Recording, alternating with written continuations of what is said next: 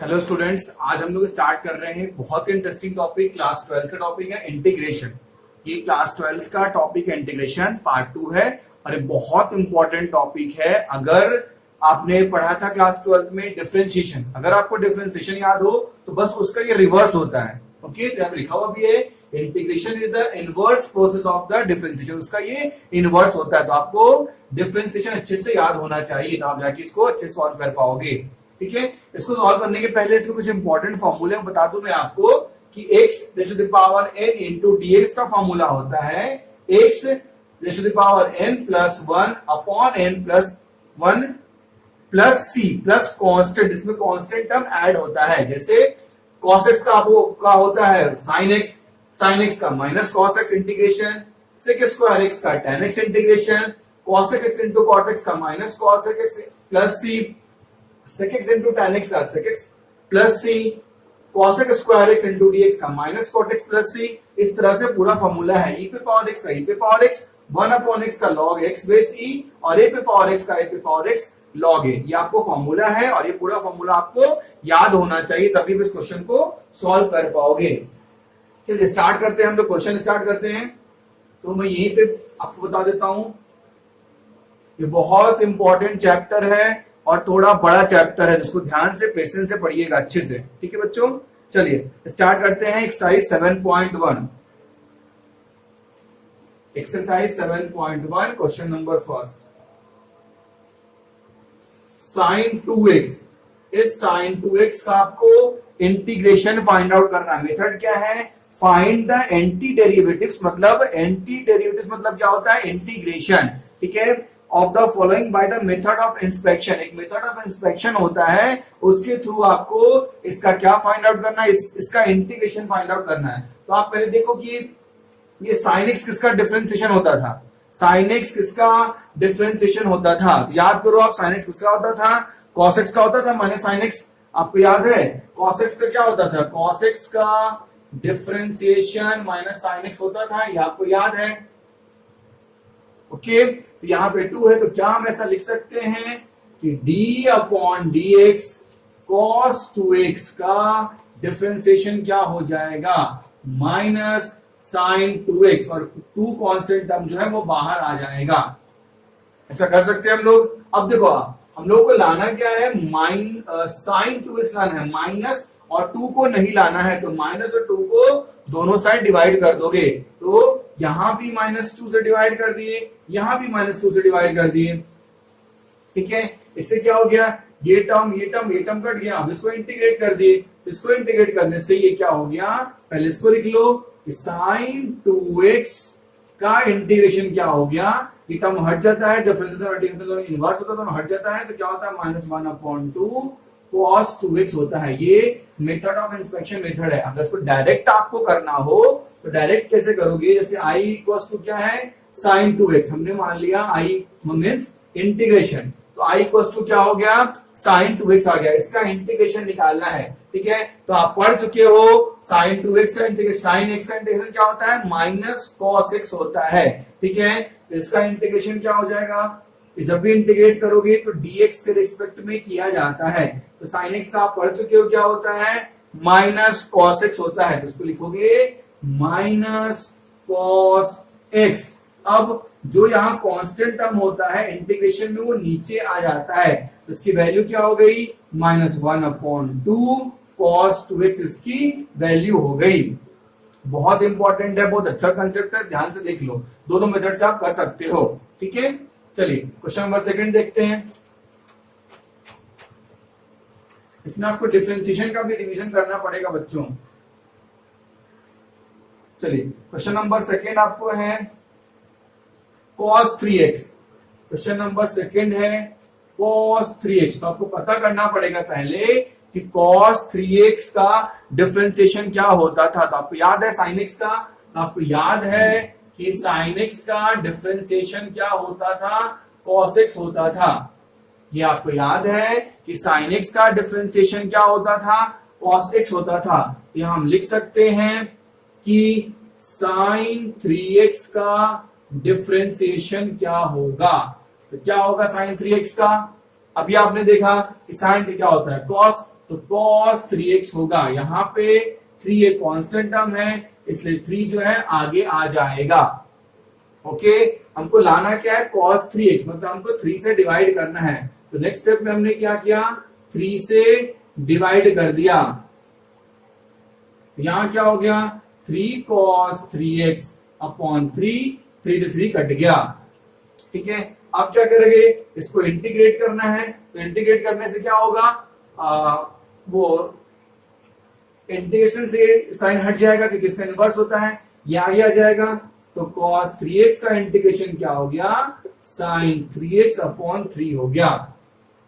ठीक है बच्चों, cos 3x का इंटीग्रेशन क्या हो गया, sin 3x अपॉन 3 हो गया। अब देखो, अब डायरेक्ट मेथड से आपको करना है। तो डायरेक्ट क्या है, डायरेक्ट मेथड में क्या इसमें है कि i इक्वल्स टू क्या हो गया, cos 3x, इसका आपको निकालना है इंटीग्रेशन। तो इंटीग्रेशन हमेशा x है तो dx के रिस्पेक्ट में निकलता है। अब देखो cos x से क्या होता है, sin x होता है। यहाँ जो x था वो टर्म यहाँ भी है, तो यहाँ 3x है तो यहाँ भी तुम्हारा क्या हो जाएगा, sin 3x। फिर जो कांस्टेंट टर्म होता है वो नीचे आ जाता है, प्लस सी लिखना मत भूलना, कांस्टेंट टर्म इसमें ऐड होता है। तो दोनों आंसर सेम आ गया। ठीक है, चलिए क्वेश्चन नंबर 3 देखते हैं। फॉर्मूला आपको इसका याद होना चाहिए।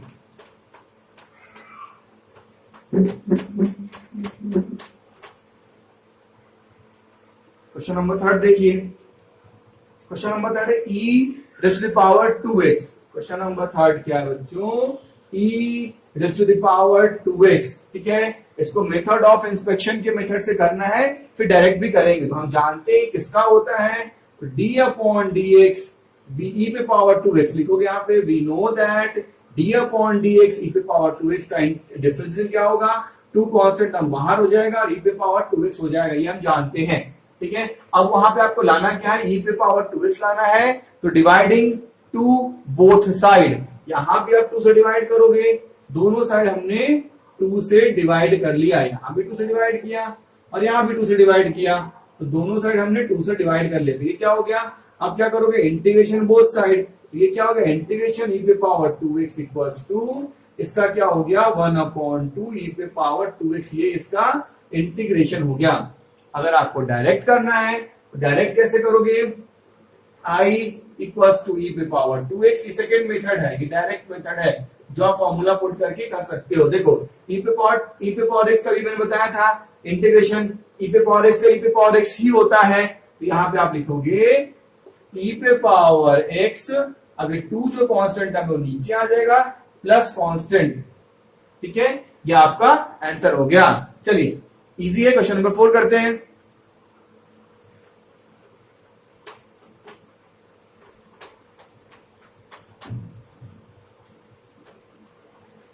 क्वेश्चन नंबर 4 देखिए, ax plus B whole square, क्या है, ax plus B whole square. Question number 4, ax plus B whole square. तो आपको अगर इसका डिफरेंशिएशन याद होगा कि किसका डिफरेंशिएशन होता है, ये जो टर्म है हम लोग निकाल रहे हैं एंटी डेरिवेटिव, तो ये किसका डिफरेंशिएशन होता है। तो हम जानते हैं कि x पे पावर n का डिफरेंशिएशन क्या होता है, nx n-1। ठीक है, मतलब जो टर्म यहां रहेगा उससे एक टर्म यहां पे कम हो जाएगा। तो इसको हम लिख सकते हैं कि हम जानते हैं कि differentiation ax plus B whole cube का डिफरेंशिएशन क्या होगा, nx और n-1, ये हो गया। तो क्या लिखोगे, 3x प्लस बी का होल स्क्वायर, ये टर्म तुम्हारा हो गया, क्या हो गया, 3x plus B whole square. अब देखो लाना हमको है ax plus B whole square, तो क्या करेंगे, 3 से दोनों साइड डिवाइड कर देंगे। देखो यहां लिखेंगे ax plus B whole cube upon dx, तो हमने क्या किया, यहां भी 3 से डिवाइड किया, यहां भी 3 से डिवाइड किया। अब दोनों साइड इंटीग्रेशन लगा दो, तो ये टर्म आगे ले आओ कि ax plus B whole square, ठीक है, इंटू dx की वैल्यू क्या हो गई, यहाँ पे तुम्हारा ax plus B whole cube upon 3 आ गया। ठीक है बच्चों, चलिए क्वेश्चन नंबर 5, इसको डायरेक्ट मेथड से भी कर सकते हो, कोई दिक्कत नहीं है। अब आप डायरेक्ट से कर लेना, दोनों सेम है, बस कुछ क्वेश्चन इससे करने को सिखाया जाता है, बाकी अब इसके बाद सब क्वेश्चन डायरेक्ट से ही करोगे आप। चलिए क्वेश्चन नंबर करते हैं 6 करते हैं, ठीक है, क्वेश्चन नंबर 6 करते हैं। अब यहां से अच्छे क्वेश्चन स्टार्ट हो जाएंगे। देखो question number 6, 4e⁻³ plus 1 into D. ध्यान से देखना अच्छे से, ठीक है। तो इस टर्म दोनों टर्म का आपको इंटीग्रेशन फाइंड आउट करना है। तो इसका अलग इंटीग्रेट करेंगे, इसको अलग इंटीग्रेट करेंगे। देखो तो हमने क्या किया, 4e⁻³ इंटू dx इसका अलग इंटीग्रेट कर दिए, यहाँ पे 1 इंटू dx इसको अलग इंटीग्रेट कर दिए। अब 4 क्या है, कांस्टेंट टर्म, तो वो आगे आ जाएगा। ये 4 जो है वो कांस्टेंट टर्म, वो आगे आ गया। और e⁻³ इंटू dx। अब देखो 1 का कैसे निकलेगा इंटीग्रेशन, तो 1 अब समझना अच्छे से, मैंने ही बताया था इंटीग्रेशन x⁻n इंटू dx। इसका इंटीग्रेशन मैंने क्या बोला था, x⁻n plus 1 upon n plus 1, ये मैंने इसका इंटीग्रेशन बोला था, ठीक है। अब देखो x को हम यहीं पे पुट करें मान लो, तो 1 किसकी वैल्यू होती है, x⁻0 होती है 1 इंटू dx। तो लिखोगे x⁻0 प्लस 1 अपॉन 0 प्लस 1, मतलब x आ गया। मतलब 1 का इंटीग्रेशन क्या होगा, x होगा। 1 इंटू dx का x होगा, 1 इंटू dy का y होगा। जो यहां पे टर्म होगा वही हो जाए, इसको डायरेक्ट रट लो, ठीक है। अब देखो इसका क्या हो गया, x हो गया प्लस कांस्टेंट। अब इसको सॉल्व करना है, तो इसको सॉल्व करने में सीख चुके हैं आप। e⁻x का इंटीग्रेशन क्या होता है आपको पता है, नहीं पता तो देख लो। e⁻x का इंटीग्रेशन क्या होता है, e⁻x होता है, उसको लिखोगे e⁻x, लेकिन कांस्टेंट टर्म यहाँ पे 3 है, तो कांस्टेंट टर्म नीचे डिवाइड हो जाएगा, तो ये इसका डायरेक्ट आंसर हो गया। चलिए क्वेश्चन नंबर 7 देखते हैं।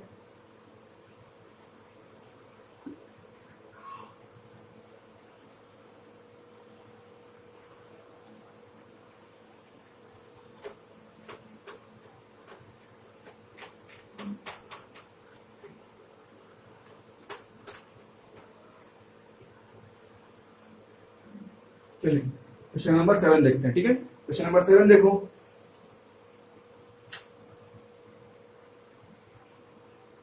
क्वेश्चन नंबर 7 आपका है integration x² 1 minus 1 upon x² into dx, ये आपका इंटीग्रेशन, ठीक है। इसको इंटीग्रेट करना है, तो सिंपली हम इस टर्म को इससे मल्टीप्लाई कर दें, इस टर्म को इससे मल्टीप्लाई कर दें, तो हमने क्या लिखा, x², ठीक है, उसको उससे मल्टीप्लाई करोगे minus x² into 1 upon x² into यहाँ पे क्या हो गया, dx हो गया।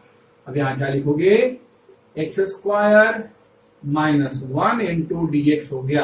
दोनों को अलग अलग इंटीग्रेट कर दोगे, तो हमने इसमें भी लगाया इंटीग्रेशन, इसमें भी लगाया इंटीग्रेशन। देखो x² into dx minus 1 into dx, हमने दोनों में अलग अलग इंटीग्रेशन अप्लाई कर दिया। तो इसमें जब इंटीग्रेशन लगाओगे तो ये क्या होगा, x आप पढ़ चुके हो, x⁻n इंटू dx का फॉर्मूला होता है x⁻n plus 1 upon n plus 1, या पढ़ चुके हो तो डायरेक्ट उस पर फॉर्मूला लगाओगे तो कैसे होगा, देखो x⁻2 इंटू dx का क्या हो जाएगा, x⁻2 प्लस 1 अपॉन 2 प्लस 1, तो क्या हो जाएगा x³ अपॉन 3। तो इसका क्या टर्म हो गया, x³ अपॉन 3 हो गया। और 1 का मैंने बताया था इंटीग्रेशन क्या होता है, अभी अगर नहीं है तो फिर से देख लो। इसका क्या होगा, x हो जाएगा, क्योंकि यहाँ x का टर्म है, तो इसका हो जाएगा x प्लस c। ये इसका आंसर हो गया, x³ upon 3 minus x plus c। चलिए क्वेश्चन नंबर 8 देखते हैं। क्वेश्चन नंबर 8 देखो,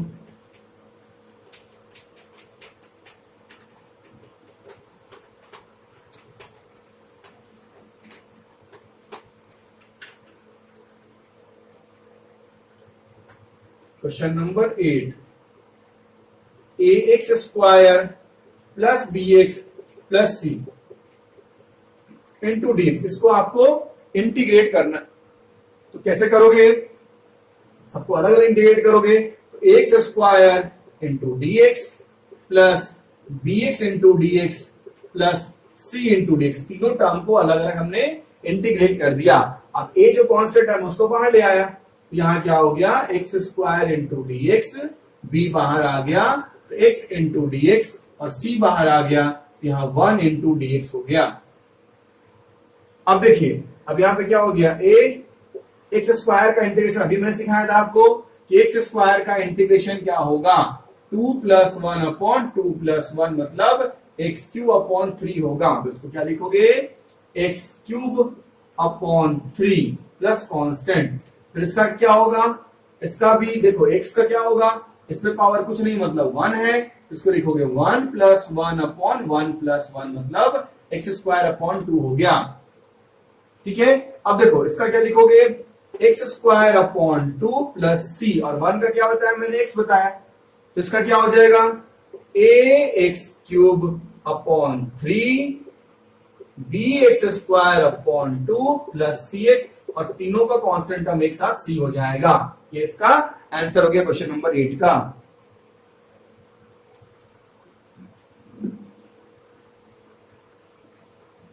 ठीक, क्वेश्चन नंबर 9 देखते हैं।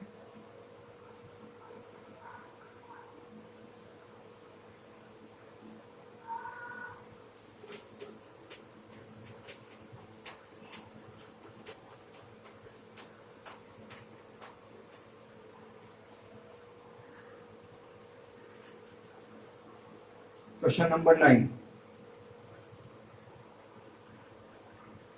2x² plus e⁻x into dx।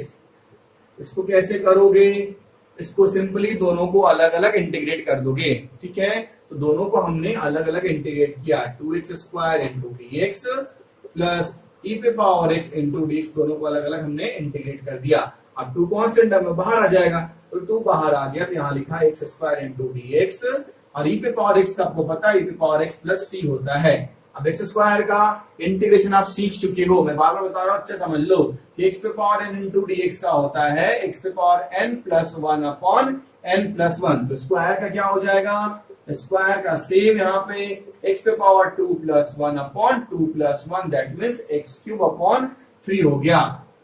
Okay, अब यहां पे क्या हो जाएगा, 2x³/3 plus e⁻x plus constant term, ये आपका आंसर आ गया।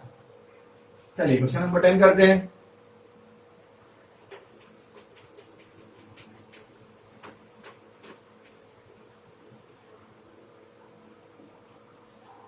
क्वेश्चन नंबर 10,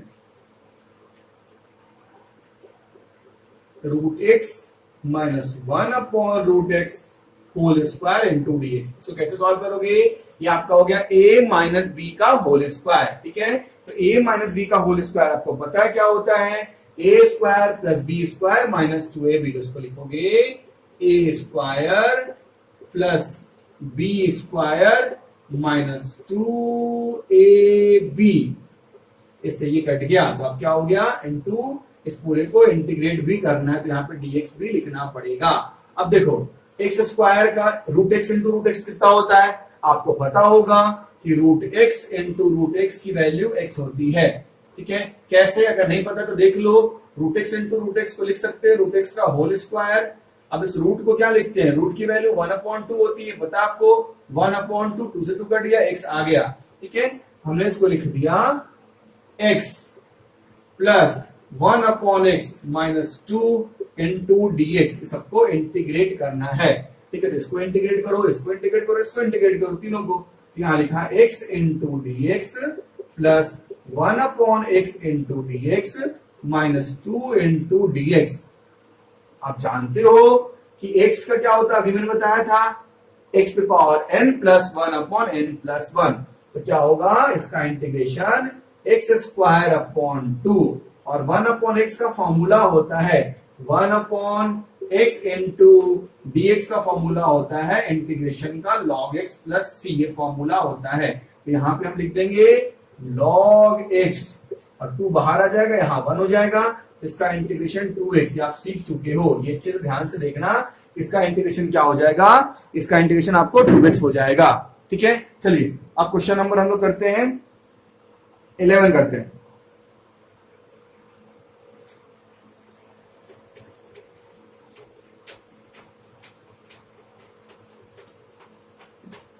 क्वेश्चन नंबर करते हैं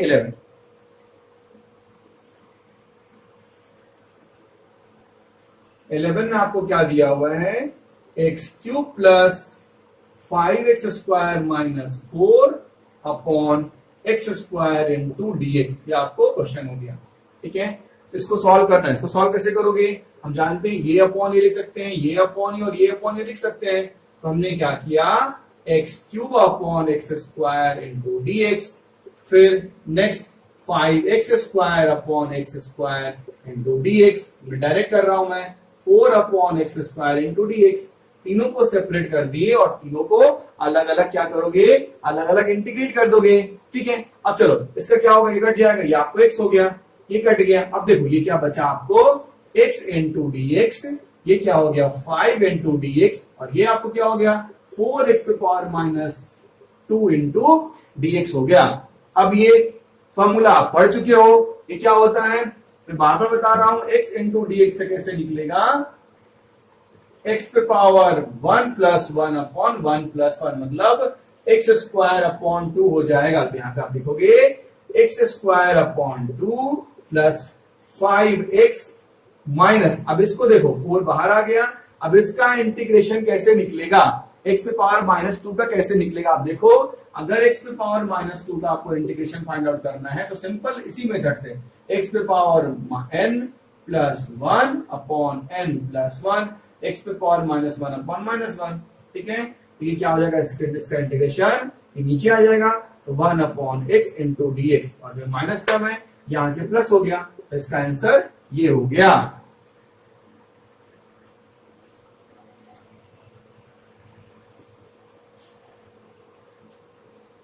ठीक है बच्चों, इस तरह आपका पार्ट 1 में 7.1 का क्वेश्चन नंबर 1 से लेके 11 तक हो गया, और नेक्स्ट वीडियो में हम लोग इसके आगे 12 से लेके ये चैप्टर खत्म करेंगे।